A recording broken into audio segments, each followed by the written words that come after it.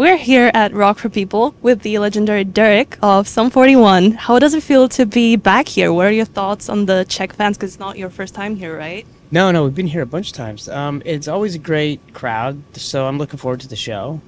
It's late, so I'm sure everyone will be still quite awake, but yeah, we're excited about it.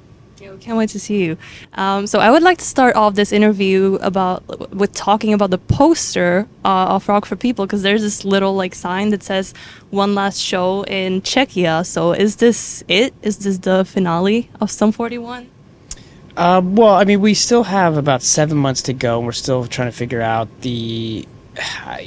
all the final shows. I know this will probably be the final festival here. I can't say, I mean, I don't put the shows together, so I don't know. I usually get a schedule handed to me, so I can't say where we're going to be next after this, but... So how does it feel? Is the energy different on stage when when you're doing some of the last shows, basically? The only reason it's not different is because once you get on stage, you just do what you do. And a lot of times I forget that it's the final show in certain cities, because to us, there's so much, we just put out a record. And we just kind of started a tour. So it feels really new still. And I forget that it's coming to an end. Okay, yeah, makes sense. So when you first announced this last tour on Instagram and social media, a lot of fans started commenting about how much you have influenced them in their lives. Even my colleagues here at ÓČKO said the same thing, that you just were such a huge part of their teenage lives.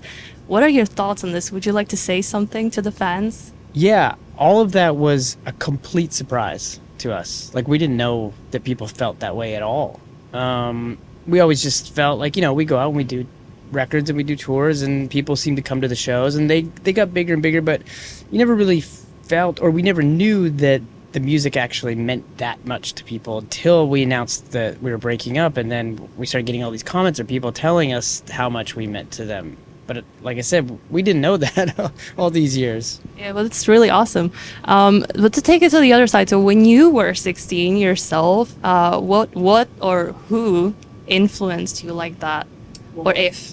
Sure. When I was 16, that was the age we started Sum 41. So our influences were NoFX, Pennywise, and a lot of the Fat Wreckers and Epitaph bands like Lagwagon, Strung Out, and Bad Religion, and like I said, Pennywise and NoFX were the two main ones. But all that kind of early 90s to mid 90s punk rock music. Okay.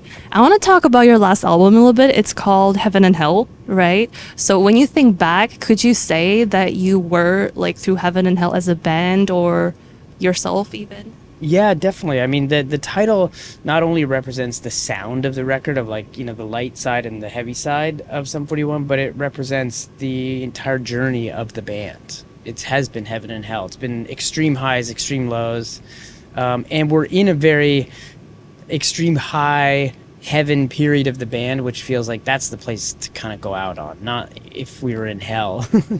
Yeah, right. You guys have been around for 30 years, right? And I saw that you wrote a book. So my question is, and you wrote a lot of songs, right, in the past years.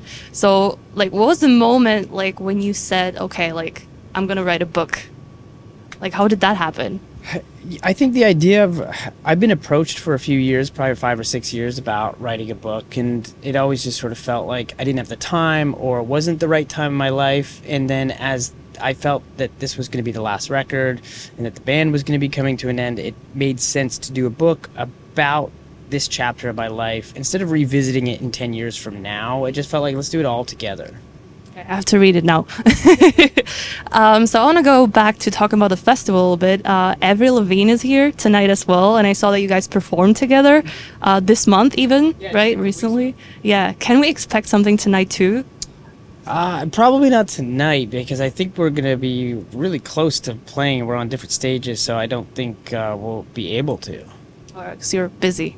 We're both going to be a little too busy to try to do something today.